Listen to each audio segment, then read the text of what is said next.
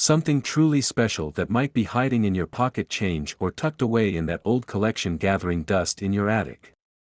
We're exploring three seemingly ordinary Roosevelt dimes from the 1990s that are anything but common. These aren't your typical rare coins from centuries past, these are modern treasures that flew under the radar for years, making them even more exciting for collectors. The 1991, 1994, and 1996 dimes have some fascinating stories and potentially jaw-dropping values that have stunned even veteran numismatists. So before you spend that loose change, you might want to take a closer look. What looks like 10 cents could actually be worth thousands. Let's start with the 1991 Roosevelt dime, a coin that exemplifies how even modern U.S. mint products can become extraordinarily valuable under the right circumstances. The early 1990s were a fascinating time for American coinage.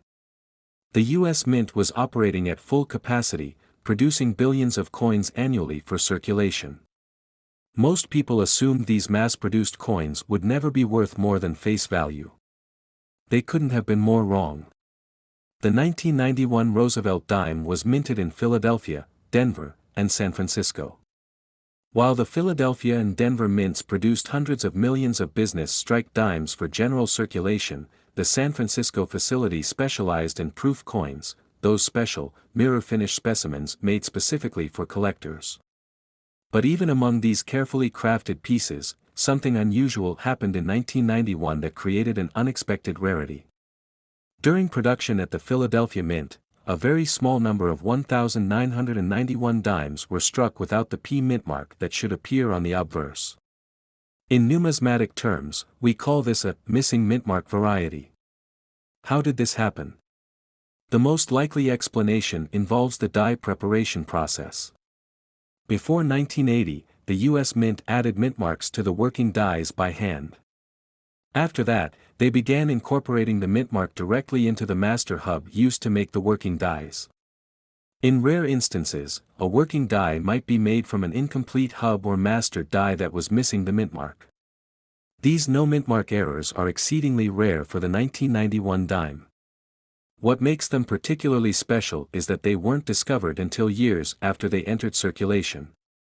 Unlike some errors that were caught quickly, these slipped through quality control and made their way into the pockets and cash registers of everyday Americans.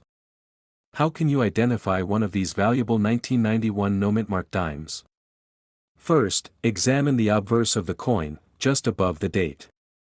On a regular Philadelphia minted dime from this period, you should see a small P mint mark. If it's missing, you might have something special.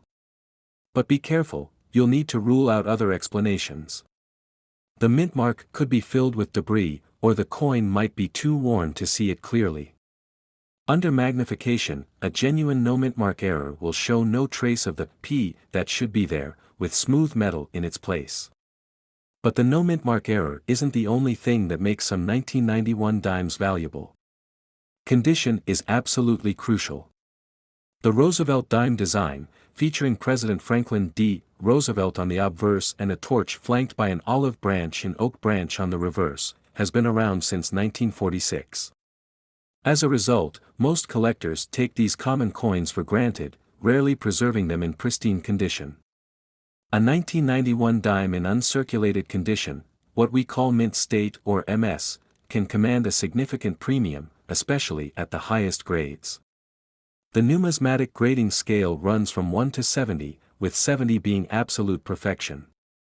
A 1991 dime graded MS 67 might sell for $50 to $100, while the incredibly rare MS 68 examples can bring $1,000 or more. To achieve such high grades, the coin must have perfect luster, no bag marks or handling damage, and strong, full strikes on all design elements. Speaking of strikes, another valuable variety of the 1991 dime is what we call the full bands, or full torch designation. On the reverse of the Roosevelt dime, the torch design includes horizontal bands. On many dimes, these bands are not fully struck, appearing somewhat merged together. But on specimens with exceptional strikes, these bands appear completely separate and well-defined. A 1991 dime with the full band's designation in high mint state can command a substantial premium, sometimes 5 to 10 times the value of a regular example. Let's talk about current market values. A standard 1991 Philadelphia or Denver dime in circulated condition is worth only face value, 10 cents. Even in uncirculated condition, most examples only fetch $1 to $3. But the rarities we've discussed are a completely different story. A certified 1991 no mint mark error in MS-65 condition has sold for over $2,500 at auction. The highest graded examples of the 1991 Philadelphia dime with full band's designation, graded MS-67 or MS-68, have reached $3,000 to $5,000 in specialized auctions. There's an interesting story that illustrates just how overlooked these coins were initially. In 2008, a retired bank teller from Ohio discovered she had a 1991 no mint mark dime in a roll of coins she had kept as a curiosity because they all looked newly minted. She had the coin authenticated and graded MS-67, and it sold at a heritage auction for $3,850. She had literally been holding onto it for 17 years without realizing its value. The 1991 proof dimes from San Francisco deserve special mention too. Proof coins are struck using special dies on highly polished planchets, resulting in mirror-like fields and frosted design elements. The standard 1991 S-proof dime isn't particularly rare. The San Francisco Mint produced over 2.8 million of them. However, the 1991 S-proof dime in perfect condition, graded PR-70 Deep Cameo, with maximum contrast between the mirrored fields and frosted devices, can still command $150 to $200 from specialists looking to complete perfect proof sets. What's particularly fascinating about the 1991 dime is how its value varies based on condition. A circulated example might be worth only face value, while the same coin in pristine condition could fund a nice vacation. This enormous price disparity based on condition is what makes modern coin collecting both accessible and potentially lucrative. Anyone can afford to collect circulated Roosevelt dimes, but finding those exceptional specimens rewards the dedicated collector with both pride of ownership and potential financial gain. Here's something many people don't realize: the composition of the 1991 dime itself contains intrinsic value. Since 1965, U.S. dimes have been made of a copper-nickel clad composition, specifically, outer layers of 75% copper and 25% nickel bonded to a pure copper core. The overall composition is 91.67% copper and 8.33% nickel. At current metal prices, the melt value of a 1991 dime is about 2 cents, not enough to justify melting, and illegal anyway, but it does provide a floor for the coin's value that's higher than some earlier copper-nickel clad issues when they were first released. The 1991 dime also has historical significance beyond its numismatic value. It was minted during a transitional period in U.S. coinage. The early 1990s saw the U.S. Mint experimenting with new technologies and production methods. These changes sometimes led to interesting variations and errors that collectors prize today. The 1991 dime represents a snapshot of American coinage at a time when the mint was producing billions of coins annually while still occasionally letting rarities slip through. If you think you might have a valuable 1991 dime, I'd recommend getting it authenticated by a reputable third-party grading service like PCGS or NGC. These companies will encapsulate your coin in a tamper-evident holder and assign it a grade, making it easier to determine its true value and sell it if you choose to.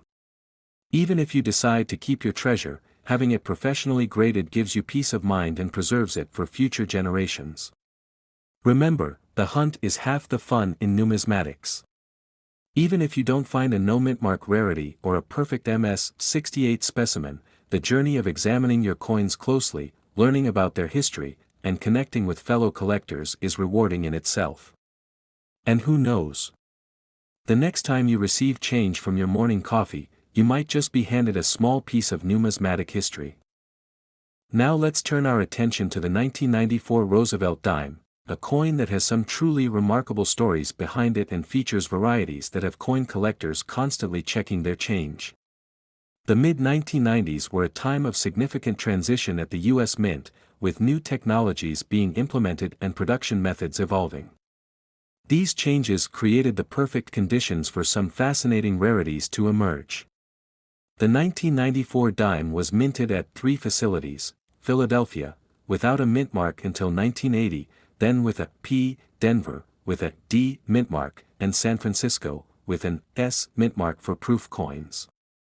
Philadelphia produced approximately 1.2 billion dimes that year, Denver made about 1.4 billion, and San Francisco struck roughly 2.3 million proof specimens.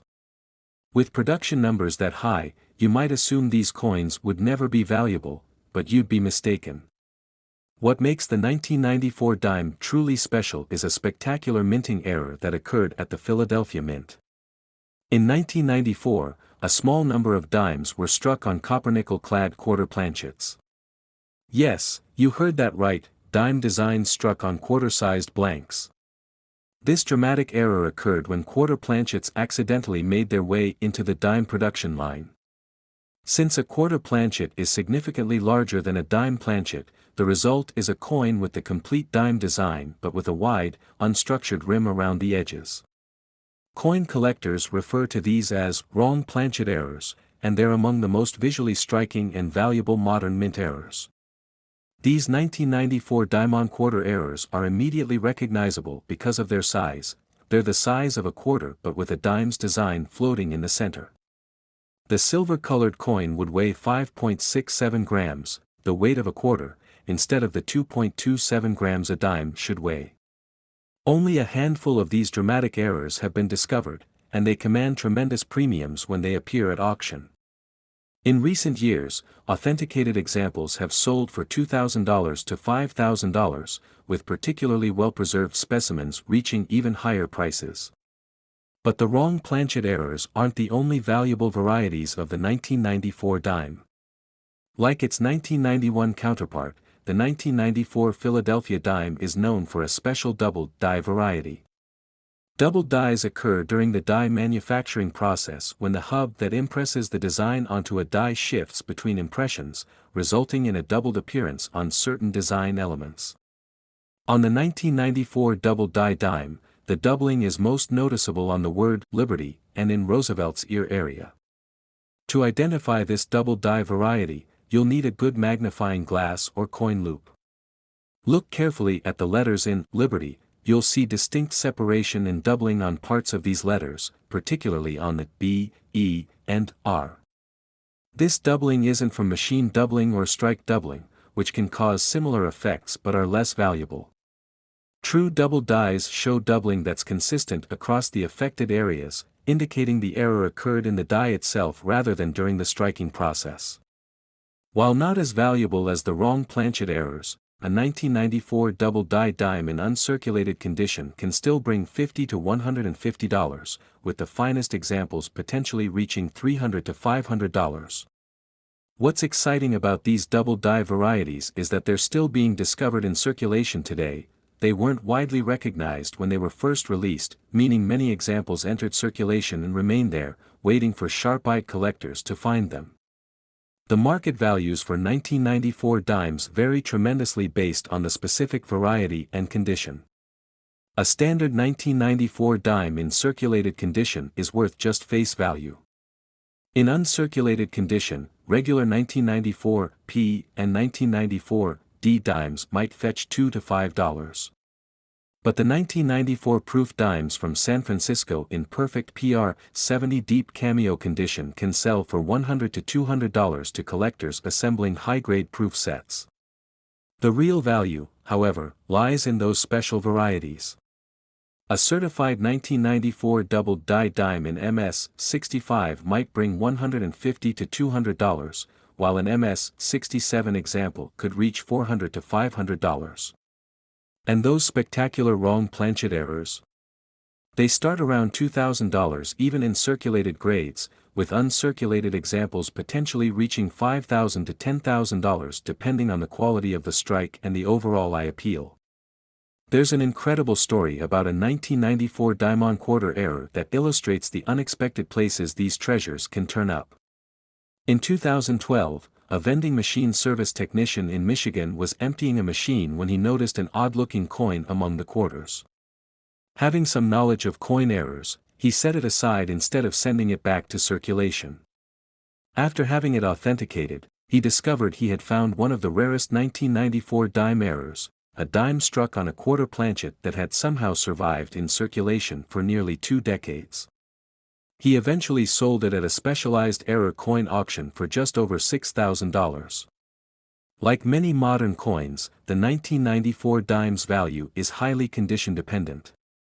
The difference between a moderately circulated example and a pristine uncirculated specimen can be enormous. The Roosevelt dime design has relatively high relief on Roosevelt's hair and the torches flame on the reverse, which means these areas show wear quickly. A 1994 dime in true mint state should have full luster across the entire surface and no evidence of wear on these high points. The highest grade 1994 dimes, those graded MS-67 or MS-68 with full bands, are legitimately scarce. The full bands designation, abbreviated as FB by PCGS or FT, full torch, by NGC, refers to the complete separation of the horizontal bands on the torch on the reverse.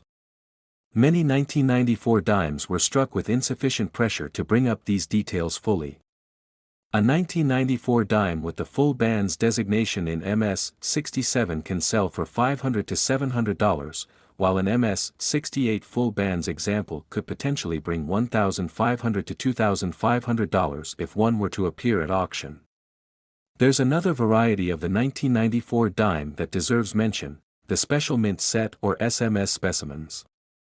These weren't officially released as a separate product in 1994, but some dimes with special finishes, featuring better strikes and different surface characteristics than regular business strikes but not quite proof quality, have been discovered. These are believed to be experimental pieces or special strikings that somehow escaped the mint. Authenticated 1994 SMS dimes can bring $200 to $500 depending on their quality and eye appeal.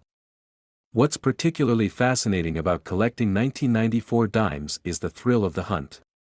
Unlike ancient coins or classic 19th century rarities that are well documented and mostly in established collections, these modern varieties are still being discovered. There's a genuine possibility that you could find a valuable 1994 doubled die or even a dramatic wrong planchet error in your pocket change or in an old jar of coins. From a historical perspective, the 1994 dime represents an interesting period in American coinage. The U.S. Mint was producing coins at a record pace to meet the demands of commerce, sometimes prioritizing quantity over quality control. This environment created opportunities for fascinating errors and varieties to slip through. Additionally, 1994 was the year the U.S. Mint was preparing for the 50-state quarters program that would begin in 1999, which diverted some attention and resources from the ongoing production of standard coinage. The composition of the 1994 dime remains the same as other modern dimes, a copper-nickel-clad composition with outer layers of 75% copper and 25% nickel bonded to a pure copper core. This gives the coin a silver-like appearance despite containing no silver, unlike dimes minted before 1965, which were 90% silver. At current metal prices, the intrinsic metal value of a 1994 dime is approximately 2.2 cents, not enough to justify melting them down, which would be illegal anyway, but an interesting fact that provides context for their production. Remember that condition is paramount when it comes to modern coins like the 1994 dime. Even a common date can become valuable if it's in exceptional condition with full details and pristine surfaces. So examine your coins carefully, and don't disregard them simply because they're relatively recent issues. The next time you're given a handful of change, take a moment to look through it. You might just find a miniature treasure worth thousands hiding in plain sight. Finally, let's explore the 1996 Roosevelt dime, perhaps the most intriguing of our trio of 1990s dimes and one that's created genuine excitement in the numismatic community over the past 2 decades. The mid to late 1990s saw the U.S. Mint operating at extraordinary production levels, yet paradoxically, this period produced some of the most elusive modern rarities. The 1996 dime stands as a prime example of how a seemingly ordinary coin can become a collector's dream. Like its predecessors, the 1996 dime was struck at 3 mints, Philadelphia, with a P mint mark, Denver, with a D mint mark, and San Francisco, with an S mint mark for proofs. Production figures were substantial. Philadelphia produced about 1.5 billion dimes, Denver made nearly 1.2 billion, and San Francisco created approximately 2.2 million proof specimens. Yet despite these enormous mintages, certain varieties of the 1996 dime have become surprisingly difficult to find in high grades. The most notable variety of the 1996 dime is the 1996 W. Roosevelt dime. Yes, you read that correctly, a dime with a W mint mark from the West Point Mint. This was unprecedented, as West Point had never before produced dimes for circulation. In fact, the 1996 W dime wasn't intended for circulation at all. It was a special commemorative issue included exclusively in the 1996 uncirculated mint set, sometimes called the mint set or uncirculated set. The 1996 W dime was created to commemorate the 50th anniversary of the Roosevelt dime, which was first minted in 1946 following President Franklin D. Roosevelt's death in 1945. The decision to strike this special commemorative at West Point and include it only in mint sets made it instantly collectible. The U.S. Mint produced 1,457,000 uncirculated mint sets in 1996, meaning that's exactly how many 1996 W dimes exist, a tiny number compared to the billions of regular dimes minted that year. What makes the 1996 W dime truly special is its status as the first and only Roosevelt dime struck at the West Point Mint until very recently. Collectors who want a complete collection of Roosevelt dimes by mint must include this issue, creating consistent demand that has driven its value upward over the years. The mint mark appears in the standard location on the obverse, just above the date, and is quite clear, a distinct W that's unmistakable once you know to look for it. In terms of market value, the 1996 W dime has been a remarkable performer. When first released in the mint set, it added perhaps $10 to $20 to the set's value. Today, a 1996 W dime in MS-65 condition typically sells for $20 to $30 as an individual coin. But the real value lies in the highest grades. A 1996 W dime in MS-67 might bring $100 to $150, while an MS-68 example can sell for $300 to $500. The exceptionally rare MS-69 specimens have sold for over $1,000 at auction. As with other modern issues, the full bands or full torch designation adds significant value. A 1996 W in MS-67 full bands condition might fetch $250 to $350, with MS-68 full bands examples potentially reaching $700 to $1,000. But the 1996 W isn't the only valuable variety from this year. The regular 1996 Philadelphia and Denver dimes have their own claim to fame. Due to the qualities of the dies used that year and perhaps changes in the minting process, truly well-struck 1996 dimes with full details are surprisingly difficult to find. Many 1996 P and 1996 D dimes show weakness in the central details, particularly on Roosevelt's hair and the torch bands on the reverse. This strike characteristic makes gem-quality 1996 dimes, MS-65 and above, with full details considerably scarcer than their mintage figures would suggest. A 1996 P or 1996 D dime in MS-67 full bands condition can sell for $150 to $300, with MS-68 full bands examples potentially bringing $500 to $800. For perspective, that's 5,000 to 8,000 times face value for a coin that's less than 30 years old. There's also a notable double die variety for the 1996 Philadelphia dime. The doubling is visible primarily on the date and mint mark, with some doubling also apparent on the word Liberty. This variety isn't as dramatic or well known as some other double dies, but it's scarce enough to command a premium. A 1996 doubled die dime in uncirculated condition might sell for $50 to $100, with gem examples potentially bringing $150 to $250. An interesting story about the 1996 W dime involves its initial reception by collectors. When the 1996 uncirculated mint sets were first released, many collectors didn't immediately recognize the significance of the West Point mint mark. The U.S. Mint's marketing of this special edition wasn't particularly aggressive, and some collectors purchased the sets without realizing they contained this historic issue. As awareness grew, the remaining mint sets were quickly bought up, and prices began to rise. Those who recognized the importance early were rewarded with a substantial return on their $8 mint set investment. In terms of condition-based value variations, the 1996 dimes follow the pattern we've seen with other modern issues, but with even more dramatic price differences between grades. A circulated 1996 dime from Philadelphia or Denver is worth only face value. In typical uncirculated condition, MS 60 to MS 64, they might bring $1 to $3. But the price escalates dramatically for gems. An MS 67 might be worth $30 to $50, and an MS 68 could fetch $150 to $250. Add the full band's designation, and those values potentially double. For the 1996 W, the progression is even more striking. An MS 63 example might sell for $15 to $20, an MS 65 for $25 to $35, an MS 67 for $100 to $150, and an MS 68 for $300 to $500. The condition rarity is real. Of the nearly 1.5 million 1996 W dimes minted, PCGS and NGC combined have certified fewer than 100 examples in MS 68 or higher grades with full bands/full torch designations.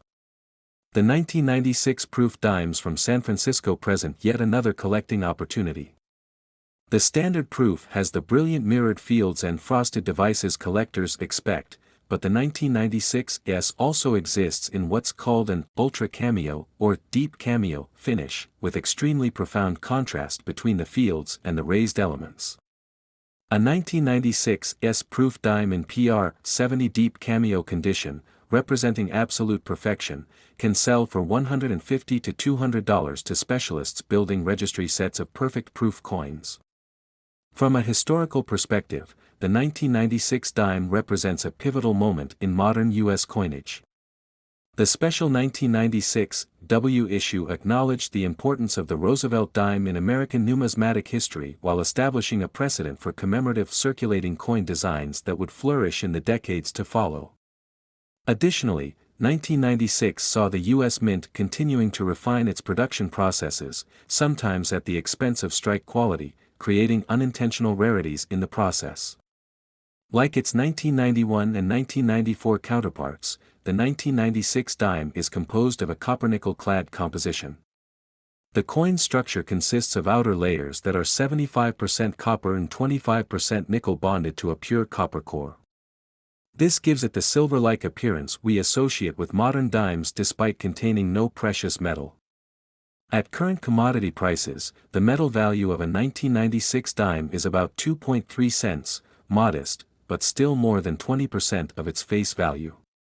Whether you're a seasoned numismatist with decades of experience or someone who's just discovered an old jar of coins in the attic, these 1990s dimes represent an exciting collecting opportunity.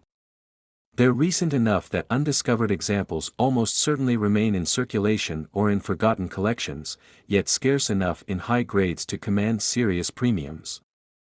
Next time you're sorting through pocket change or inherited coins, pay special attention to those Roosevelt dimes from 1991, 1994, and 1996. You might just find yourself holding a modern rarity worth hundreds or even thousands of times its face value. Thank you for joining me on